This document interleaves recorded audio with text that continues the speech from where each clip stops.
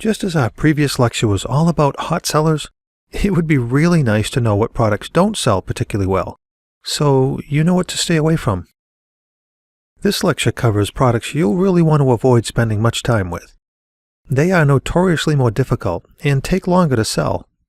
The main reason has to do with buyer perception. These products are considered riskier and a higher gamble from the buyer's perspective. It doesn't mean you can't try, of course, it just means that you'll have a harder time making a sale.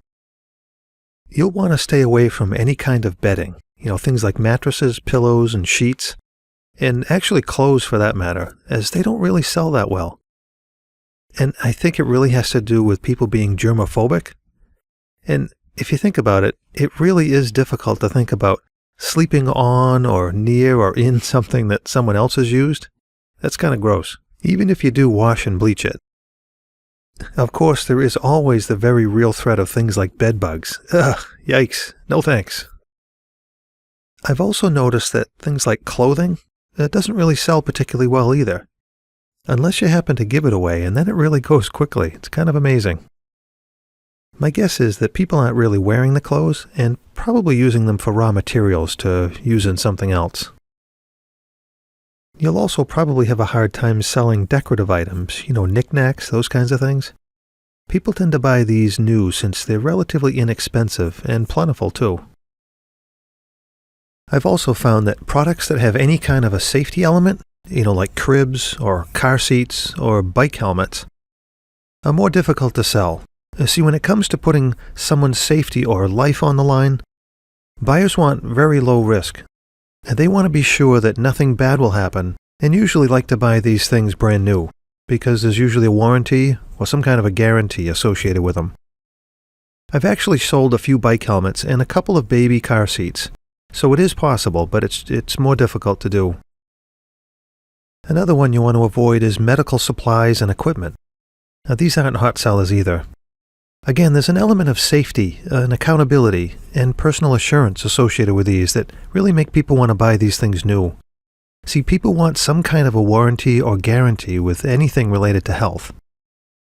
Also, try to stay away from anything that's ingestible, things like food, vitamins, supplements, or anything edible for that matter. They just don't sell well. Again, there's a huge trust factor involved here with something you ingest. See, buyers want and need heightened security, trust, and safety assurance, which they just don't associate with things on Craigslist. Another one you'll want to avoid are books, and they don't really sell well. And this has a lot to do with Amazon, believe it or not, as they are the #1 provider of books worldwide. I mean, think about it yourself. When you want to buy a book, where do you go first? I always go to Amazon. I never think to buy books on Craigslist. In my experience, books seem to do better on sites like eBay and Etsy too. Another one that's difficult is music and movies. Individual things like CDs, DVDs, movies, video games, and old vinyl records don't sell really that well. You'll have better luck if you sell these things in larger collections, as we mentioned in the last lecture, but individual single items just don't really sell that well.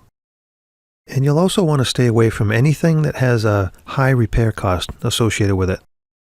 Something like a vacuum cleaner or a DVD player, as well as HD TVs, computer printers, and video cameras. You see, all these items are notorious for having high repair cost. If that cost is higher than the selling price, it just won't be worth it to the buyer. Even if what you sell is in great working order, the risk is really too high for the customer to want to bother. Now, you can mitigate some of the risk by offering a warranty, which we'll cover in a later section. If you avoid most of these product categories, you'll save yourself a lot of aggravation and wasted time.